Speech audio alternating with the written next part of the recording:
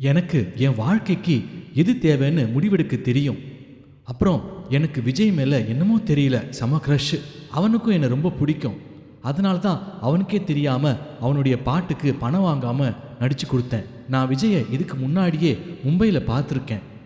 அவன் கூட என்கிட்ட கேட்டான், ஆனால் நான் தெரிஞ்ச மாதிரி காட்டிக்கொள்ளலை என்று சஞ்சயிடம் கூறினாள். இதை கேட்ட சஞ்சய் எரிச்சலாக, அப்போ நீ அவனை கல்யாணம் பண்ணிட்டு செட்டில் ஆயிடலான்னு நினைக்கிறியா? அதுக்கு பிறகு நடிக்க போவதில்லையா? பத்மா, ஐயோ, நடிக்காம எல்லாம் என்னால் இருக்கவே முடியாது. நடிப்பு என்பது எனது நாடி நரம்பு, மூச்சு காற்று மற்றும் நான் எப்போதுமே சுதந்திரமாக இருக்கவே விரும்புகிறேன். என்னை யாரும் கட்டுப்படுத்த நான் எப்போதுமே அனுமதிக்க மாட்டேன். நான் விஜயை கல்யாணம் பண்ணிட்டாலும் தொடர்ந்து என்னோட நடிப்பை தொடருவேன். சஞ்சய், நீ நடிப்பதற்கு அவன் சம்மதிக்கலைன்னா அப்புறம் தெரியும் இல்லையா, சினிமாவில் நடிக்கிறதுக்கு சிலரை நாம் அட்ஜஸ்ட் பண்ணி தான் ஆகணும். இது சினிமாவில் நடிகைகளுக்கு தவிர்க்கப்படாத விதி. பத்மா, நடிகைகளை படுக்கைக்கு அழைப்பது சினிமாவில் ஒரு சிலரோட அணுகுமுறை. அதனால் நாம் எல்லாரையும் அப்படி தான் இருப்பாங்கன்னு சொல்ல முடியாது. என்னால் அப்படி கூப்பிடுறவங்களுக்கெல்லாம் போகவும் முடியாது. சஞ்சய், பத்மா, இங்கே அவர்களோட ஆசைக்கு உடன்படாமல் நடிக்கவும் முடியாது, நிலைக்கவும் முடியாது. நீ சினிமாவுக்கு புதுசு, அதனால் நான் இப்போ எது சொன்னாலும் நீ கேட்க மாட்ட.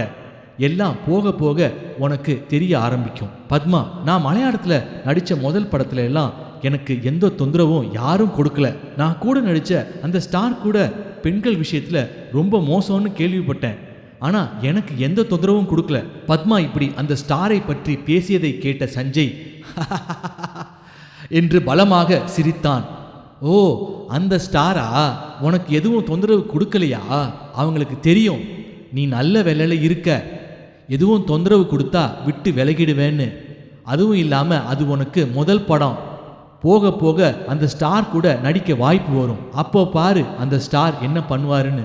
இதை கேட்டதும் பத்மா மிகுந்த திடுக்கிட்டாள். சஞ்சய், பத்மா, உன் மனநிலையை தயார்படுத்திக்கோ. ஆழம் தெரியாமல் குதிச்சிட்ட, அதனால துணிஞ்சிடு. யாருக்கும் எதுவும் தெரிய போறதில்ல. அப்படியே தெரிஞ்சாலும் பேசுகிற வாய் பேசிகிட்டே தான் இருக்க போகுது. இப்போ கிடைச்ச புகழை வச்சு மேலும் பணத்தையும் புகழையும் சம்பாதிச்சு மேலே உச்சத்துக்கு போவியா? அதை விட்டுட்டு ஏதேதோ பேசிகிட்டு இருக்க. நாம் ஆழமாக யோசித்து பார்த்தா இந்த வாழ்க்கையை வாழ்கிறதுக்கு நாம் செய்கின்ற செயல் எல்லாமே தப்பாக தான் தோணும். அதனால் வேகமாக ஓடிட்டுருக்கிற வாழ்க்கையில் நாமும் வேகமாக ஓட பழகிக்கணும். இல்லைன்னா நாம் கட்ட வண்டியில் தான் போக நேரிடும். அப்புறம் நீ கூட நடிச்சியே அந்த ஸ்டார் சமீபத்தில் 3000 பார்ட்டி கொண்டாடினாரு தெரியுமா? பத்மா, அது என்ன 3000 பார்ட்டி? சஞ்சய், அதாவது இதுவரை அந்த ஸ்டார் 3000 பெண்களை தன்வசப்படுத்தி அனுபவிச்சிருக்கிறாராம். பத்மா, சி, இதெல்லாம் ஒரு சாதனை. மனுஷனா பிறந்தவன் என்னென்னமோ சாதிக்கிறான். சஞ்சய் காரை ஓட்டி கொண்டிருக்கும் போதே இவர்கள் பேசிக்கொண்டிருந்த ஸ்டாரின் மேனேஜரிடமிருந்து சஞ்சயின் கைபேசிக்கு அழைப்பு ஒலித்தது. போனை எடுத்து மிகுந்த பவ்யமாக, பறையு ஏட்டா, சஞ்சய் சம்சாரிக்கணும். மேனேஜர் மலையாளத்தில் பத்மாவை நடிக்க கேட்டதற்காக அழைத்திருப்பதாகவும், ஆனால் இம்முறை சில கோரிக்கைகளுக்கு அவள் உடன்பட சம்மதிக்க வேண்டும் என்றும், அப்படி உடன்பட்டால் அந்த ஸ்டாருடன் நடிக்கலாம் மற்றும் இம்முறை அவர் நடிக்கும் திரைப்படம் மிகப்பெரிய பட்ஜெட்டில் இருப்பதாகவும் அதில் பத்மா நடிக்க கொடுத்து வைத்திருக்க வேண்டும் என்றும், இதை பற்றி பத்மாவிடம் கேட்டுவிட்டு நல்ல செய்தியுடன் தன்னை அழைக்க வேண்டும் என்று கூறிவிட்டு கைபேசியை துண்டித்தார். பத்மா சஞ்சயை பார்த்து, யார் அந்த ஸ்டாரோட மேனேஜரா என்ன என்று பதறினாள். சஞ்சய், நான் சொல்லி முடிக்கல, அதுக்குள்ளேயும் அழைப்பு வந்துருச்சு. அதான் அவர் கூட நடிக்க உனக்கு சம்மதமானு கேட்க தான் ஃபோன் பண்ணாரு. பெரிய பட்ஜெட் படமா? பத்மா, நான் நடிக்க தயார். அதுக்கு என்ன, அவ்வளோ பெரிய ஸ்டார் கூட நடிக்கிற வாய்ப்பை யாராவது வேண்டாம்னு சொல்லுவாங்களா? சரின்னு சொல்ல வேண்டியது தானே சஞ்சய் என்றாள்.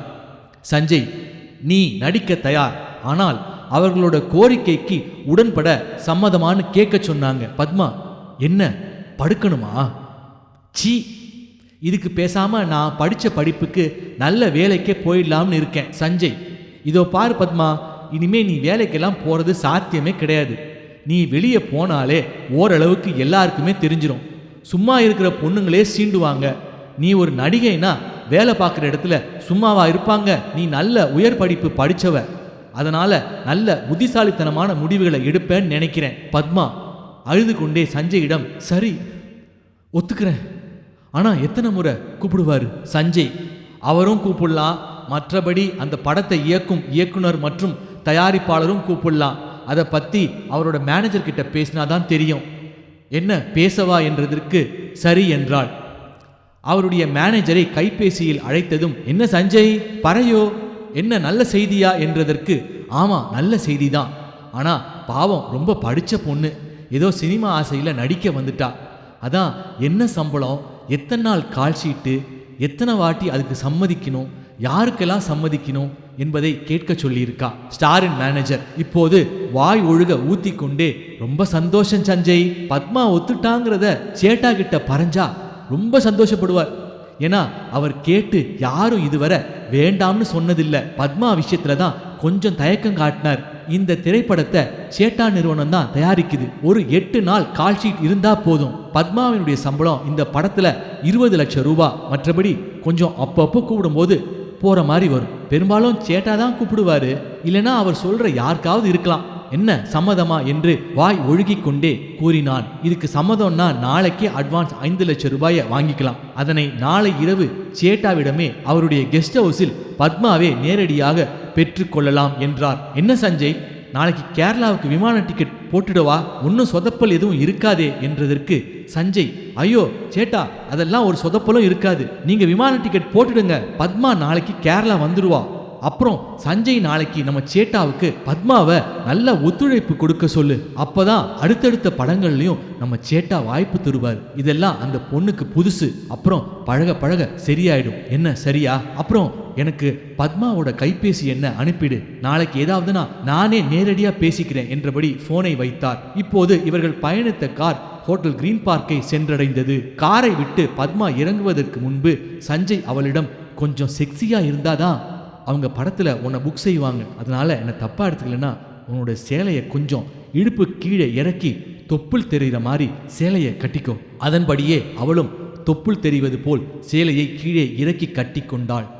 அவர்கள் ஹோட்டலின் முகப்பறையில் பத்மாவினுடைய வருகைக்காக காத்திருந்தனர். பத்மா உள்ளே நுழைவதை பார்த்ததும் மும்பையிலிருந்து வந்திருந்த அந்த கொழுக் முழுக் தயாரிப்பாளர்கள் அவளின் வருகைக்காக ஆர்வமானார்கள். பத்மா அருகில் வரும்போதே அவளுடைய இடுப்பு மற்றும் தொப்புள் பகுதி நெளிவதை கண்ட அத்தயாரிப்பாளர்களில் ஒருவர் கையில் பணம் நிரப்பிய சூட்கேஸை வைத்திருந்தார். பத்மா அவர்கள் அருகில் வந்து லேசாக புன்முறுவல் பூத்ததும் சஞ்சய் அவர்களிடம், சாரிஜி, திடீர்னு சொன்னதுனால கொஞ்சம் லேட் ஆயிடுச்சு, எங்களை மன்னிக்கணும் என்று பவ்யம் காட்டினான். இவன் கூறுவதை அவர்கள் கண்டுகொள்வதாக தெரியவில்லை.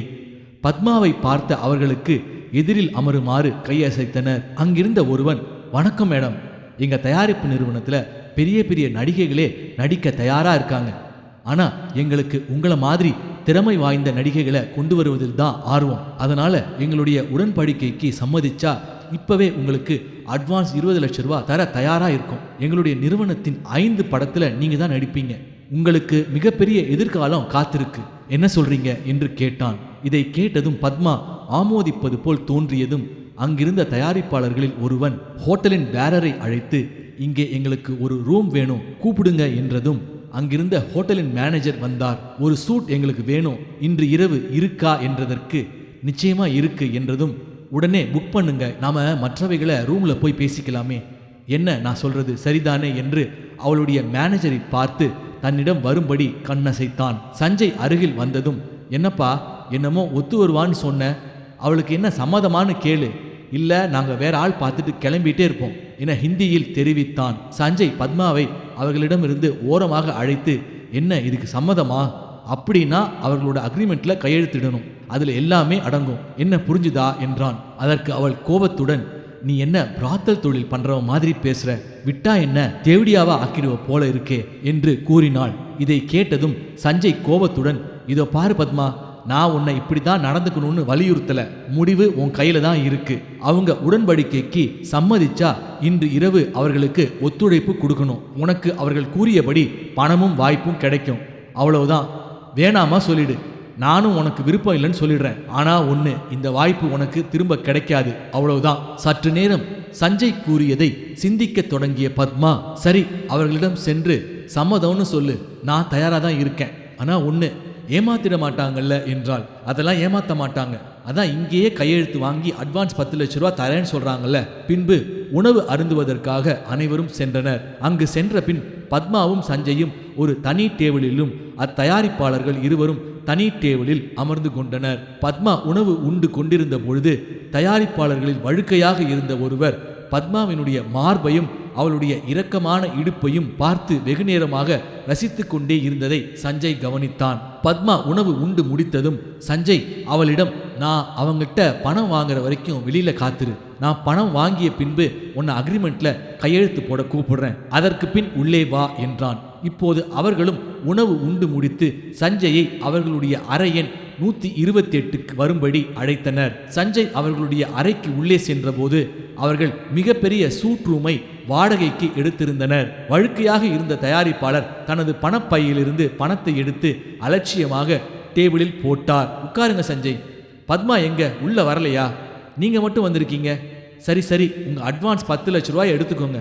அப்புறம் எதுவும் சொதப்பிடாம, ஏன்னா எங்களை பகைச்சிக்கிட்டா அப்புறம் சினிமாவிலே இருக்க முடியாது, அதனால பார்த்து நடந்துக்க சொல்லுங்க. அப்போது சஞ்சய், சார் கேட்குறேன்னு தப்பா எடுத்துக்காதீங்க, படத்துக்கு எத்தனை அட்ஜஸ்ட்மெண்ட்டு ஒத்துழைக்கணும்? அதற்கு அந்த தயாரிப்பாளர்கள், நாங்கள் அதிகமாக தொந்தரவு கொடுக்க மாட்டோம், ஒரு படத்துக்கு 5 முதல் 10 அட்ஜஸ்ட்மெண்ட் ஒத்துழைச்சா போதும். அப்போது இன்னைக்கு 2 பேருக்குமே வா என இழுத்ததற்கு வழுக்கையாக இருந்த தயாரிப்பாளர் ஆமாம் என்றான். பத்மா 2 பேருக்குமே இன்னைக்கு சம்மதிப்பாளான்னு தெரியல என்றவுடன் வழுக்கை தயாரிப்பாளன், நீங்க நினைக்கிற அளவுக்கு நாங்க அவ்வளவு மோசமானவங்க இல்லை, நான் 1 மணி நேரம், நண்பர் 1 மணி நேரம், சுமார் 2 மணி நேரத்திலே விட்டுடுவோம், ஒன்றும் பயப்பட வேணாம் என்றதும் அவர்கள் கொடுத்த 10 லட்ச ரூபாய் பணத்தை எடுத்துக்கொண்டு பத்மாவிடம் சென்று விவரத்தை தெரிவித்தான். அவள் அவர்களை பிணம் தின்னி கழுகுகள் என்று திட்டிக் கொண்டே சுமார் 11 மணிக்கு அவர்களுடைய அறைக்குள் நுழைந்தாள். அவள் உள்ளே நுழைந்ததை பார்த்த வழுக்கை தயாரிப்பாளன், வெல்கம் பத்மா என உற்சாகமாக சிரித்தான். பின்பு யூ லுக் சோ செக்ஸி என்று அவளை வர்ணித்தான். பத்மாவை தனக்கு அருகில் வந்து அமருமாறு கூறி அவன் வைத்திருந்த அக்ரிமெண்ட்டை கொடுத்து கையெழுத்திட கூறினான். அக்ரிமெண்டில் பத்மா கையெழுத்திட்டதும் அவனுடைய கை பத்மாவின் தோள் மீது படறியது. அவனுடைய கை பத்மா மீது படறியதும் அதனை சற்று விலக்கிவிட முனைந்தாள். அதற்கு, என்ன பத்மா கூச்சமா இருக்கா? எல்லாம் போக போக சரியாயிடும் என்று கூறி தனது கையை அவள் மீது நன்றாக மேலும் இறுக்கினான். நீ மட்டும் எங்களுக்கு ஒத்துழைப்பு கொடுத்தேன்னா எங்க நிறுவனத்தோட பல படங்கள்ல நீ ஒப்பந்தம் ஆவ, என்ன சொல்ற என்றதும் லேசாக சிரித்தாள். அப்போது அவர்கள் போட்டிருந்த சூட் ரூமிலிருந்து வெளியே வந்த இன்னொரு தயாரிப்பாளர், என்ன பத்மா எப்ப வந்த? என்னப்பா நீ பத்மாவுக்கு பிடிச்ச ட்ரிங்க்ஸ் என்னன்னு கேட்டியா? அதை விட்டுட்டு சொல்லு பத்மா, என்ன ட்ரிங்க்ஸ் உன் ஃபேவரட் என்றான். அதற்கு அவள் சற்று தயக்கமாக, ஓட்கா இருந்தா நல்லா இருக்கும் என்றதும், அவ்வளோதானே, என் காரில் ஓட்கா இருக்கு, இப்போவே டிரைவரை ரூமுக்கு கொண்டு வர சொல்கிறேன், ஏன்னா எங்களோட ஃபேவரட் எப்போவுமே டீச்சர்ஸ் விஸ்கி தான், ஒன்றும் பயப்படாத, நாங்கள் ஒன்றும் உன்னை கடிச்சு தின்னிட மாட்டோம். இதன் தொடர்ச்சி அடுத்த பதிவில். இந்த பதிவை கேட்கும் வாசகர்கள் நீங்கள் கேட்பதோடு மட்டும் அல்லாமல் இதனை உங்கள் நண்பர்களுக்கும் அறிந்தவர்கள் வட்டத்திற்கும் பகிருமாறு தாழ்மையுடன் கேட்டுக்கொள்கிறேன். இந்த வீடியோ பிடிச்சிருந்தா லைக் பண்ணுங்க, ஷேர் பண்ணுங்க, கமெண்ட் பண்ணுங்க. அதே போல சப்ஸ்கிரைப் பண்ணாதவங்க சப்ஸ்கிரைப் பண்ணிக்கோங்க. அப்பதான் தொடர்ச்சியா நம்ம போடக்கூடிய எல்லா வீடியோஸும் வரும். அடுத்த பதிவில் சந்திப்போம். நன்றி, வணக்கம்.